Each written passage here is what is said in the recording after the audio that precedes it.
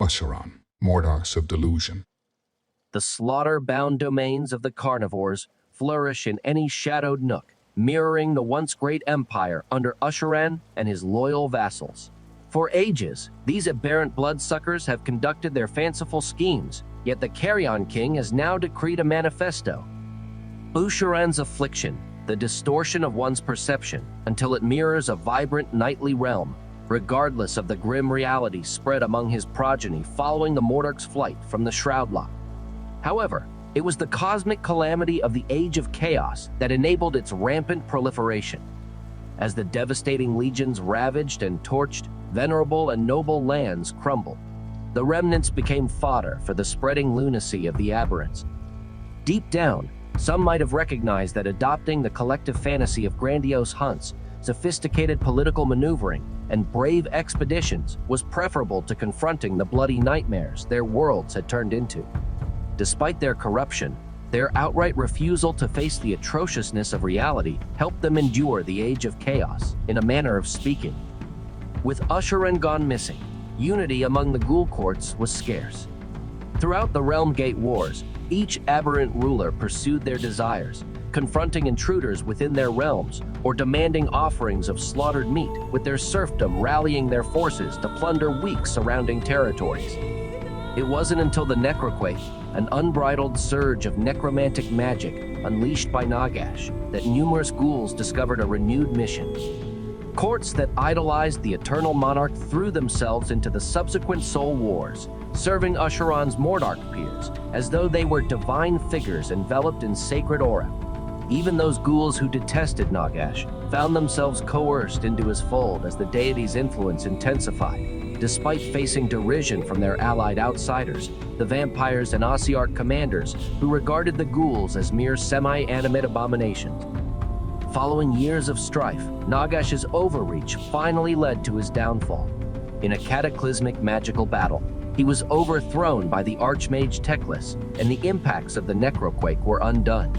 With the Death Lord at his weakest, Alariel the Everqueen took the chance to unleash a powerful rite of life. Waves of regenerative power swept through the realms, acting as venom to the undead in their path.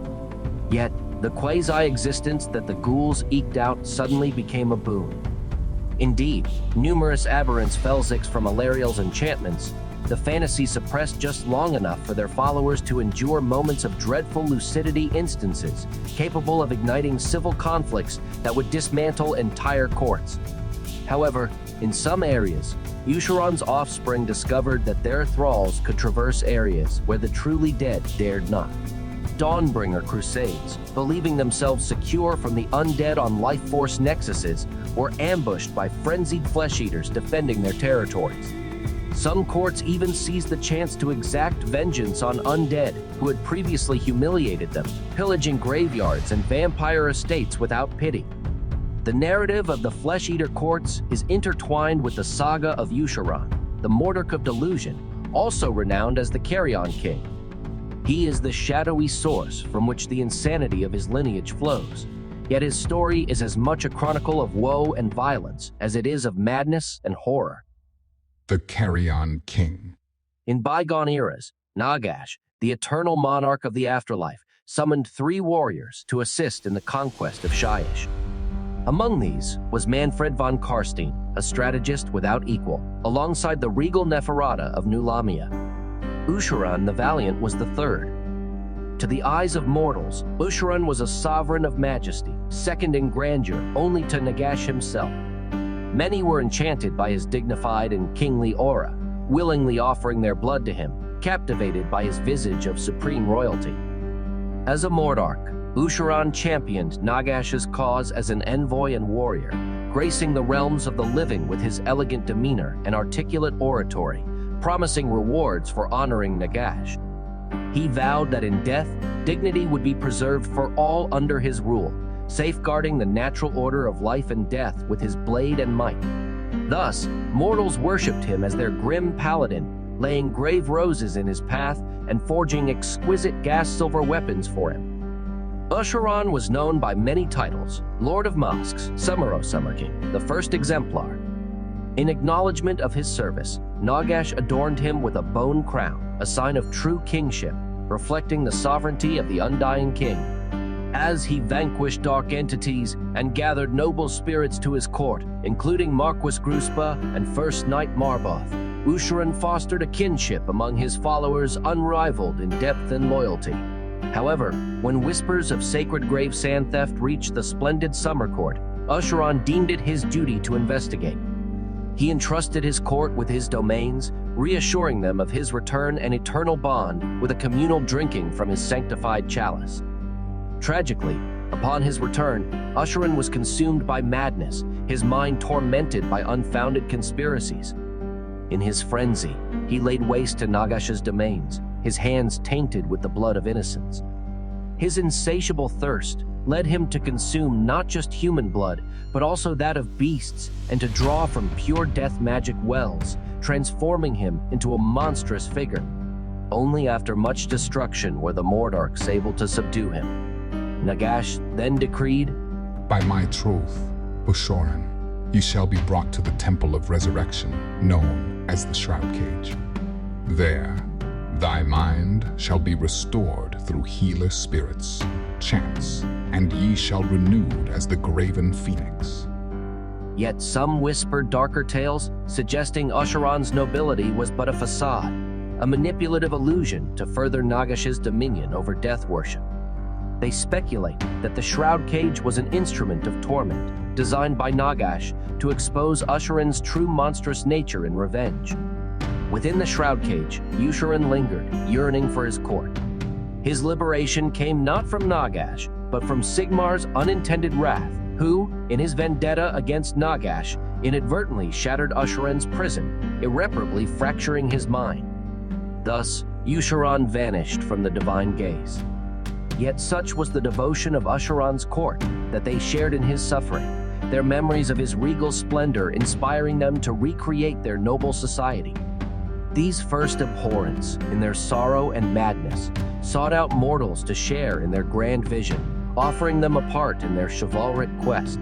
In their wanderings, they encountered the desperate, willing to eat the dead to survive.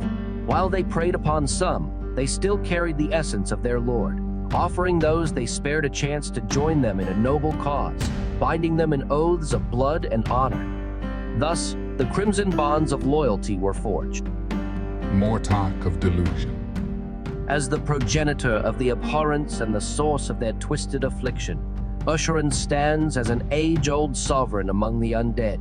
His narrative is steeped in betrayal and a sorrowful descent into ruin. Yet, despite his transformation into a voracious entity of shadow, the Mortarch of Delusion persists in maintaining the facade of a noble ruler, though no rational being could overlook his transformation into a dark, hungering beast. Ushoran personifies the epitome of terror, reshaped by a savage madness.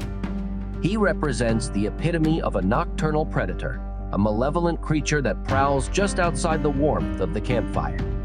His claws have lacerated the hide of giants and deities alike, while his teeth have breached the bloodlines of both the humble and the exalted. The horrifying dread incited by this vampire lord is such that one might overlook the nuanced tones that weave through his deep bear-like growl, shifting identities as easily as one might change cloaks. The Mortarch's psyche mirrors that of shattered glass, endlessly fragmenting and reflecting disparate aspects of his persona. At any given moment, Ushoran might oscillate between frenzied thirst for blood and macabre humor. Occasionally, he might even exhibit a flicker of true chivalric honor, sparing those who escape or acknowledging a formidable opponent. Yet, he remains the Carrion King, an exemplar of the undead who commands a mixture of dread and adulation from his followers, interpreting their ghastly actions as noble deeds. Nagash both desires Ushoran's allegiance and loathes his essence, for while the Mortarch's twisted ingenuity has overcome foes who underestimate the undead's predictability, his lunacy conflicts with the desolate order Nagash wishes to impose. Nevertheless, the Carrion King loudly professes his loyalty to Nagash. Neferata's spies exploit this, feeding his illusions while extracting his accursed essence. Should any haughty soul from New Lamaya provoke the king's wrath and be doomed to his banquet, Their peers whisper that such is the fate to be expected at the hands of such monstrous hosts, though always beyond Ushoran's hearing, or so they hope. In one clawed grip, the Carrion King wields a scepter adorned with the remnants of countless victims.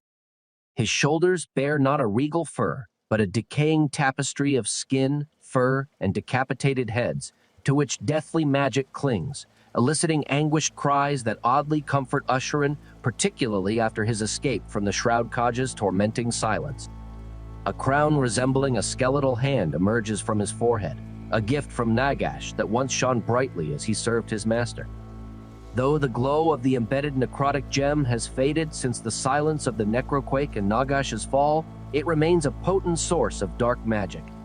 The most revered of Ushoran's possessions is his hallowed goblet, an object of desire for ghoul knights far and wide, despite its deadly power, even to the undead. Yet, it is not relics that define a monarch. Ushoran's true power lies in his capacity to distort reality, replacing it with his own chivalrous fantasy. He clings to notions of valor and nobility, even as he savagely devours his victims in frenzied rites of bloodshed. The overwhelming might of his illusion compels all who listen to accept his word as command.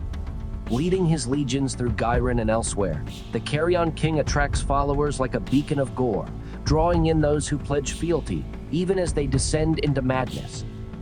Thus, the foundations of civilizations erode under the spread of Ushoran's grotesque realm, proclaimed with each rabid decree. If you enjoyed watching this video and found it helpful or entertaining, please give it a big thumbs up and don't forget to hit that subscribe button. If you don't want to miss out on our upcoming content, make sure to subscribe and turn on notifications by clicking the bell icon. Thanks for watching, and we'll see you in the next video.